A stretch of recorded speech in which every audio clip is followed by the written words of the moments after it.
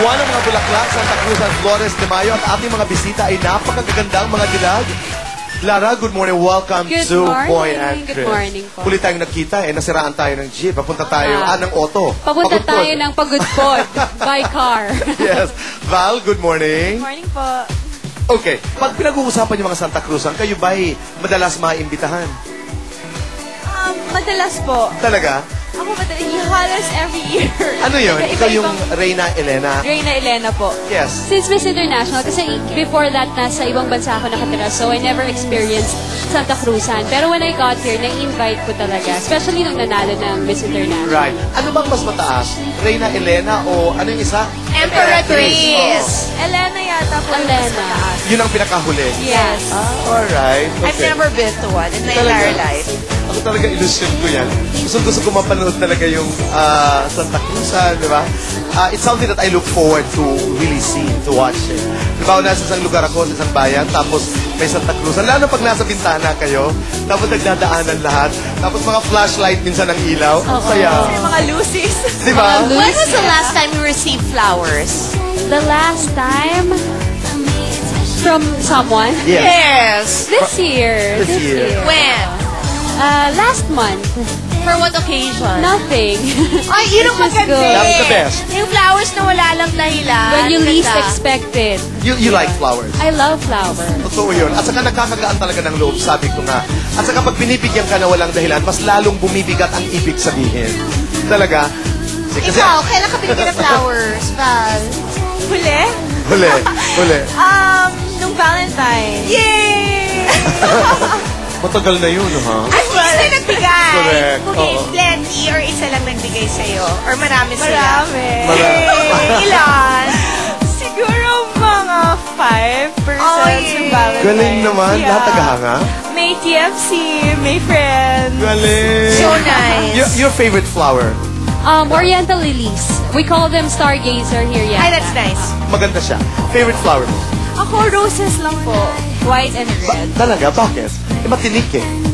No, I don't know. Parang napaka-hopeless romantic ko kasi. So parang for me, roses, parang yun yung pinaka nagsisignify ng love. Kung meron kang gustong alayan ng bulaklak or bigyan ng flowers, sino yung bibigyan mo ng bulaklak? Maliban sa kamag-anak, maliban sa Panginoong And Diyos. not your mama? Yes. Anak, daughter ko? Hindi, bawal Dapat ka mag-anak oo, eh. Okay lang, at any age, that's fine. But who else? Wala ka maisip? Wala po akong may... Talaga? You. Natatawa.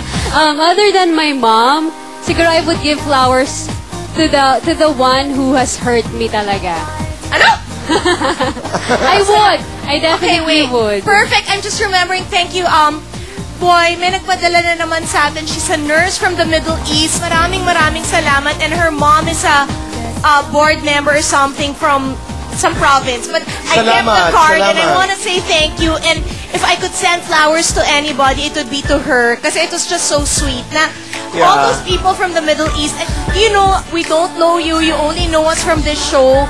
Pero you appreciate us and you like us enough to spend your money to send us. And We appreciate it this. means so much. Correct. Na-touch ako. So maraming salamat. Yung mapanood nga lang kami dito sa Pilipinas sa ating ginagawa, di ba? Ang laki ng pasasalamat natin.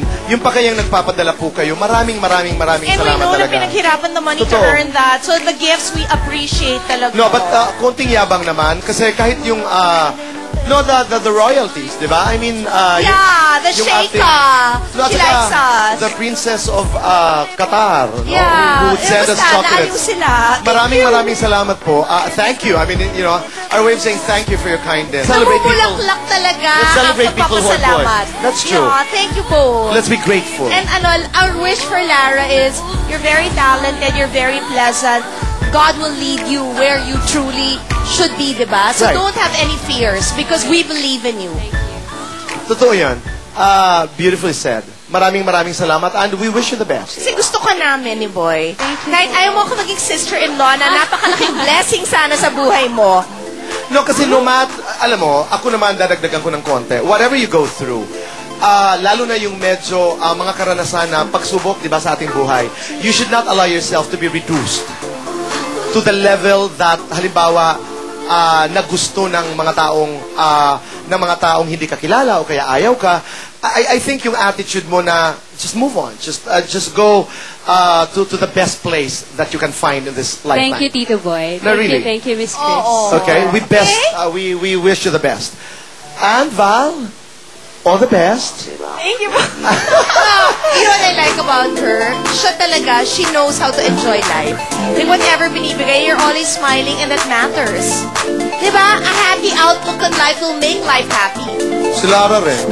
Thank Diba? you po. Thank you Totoo, po. mabuhay Thank you kayong very dalawa. much. Magbabalik po ang Boy. and Chris.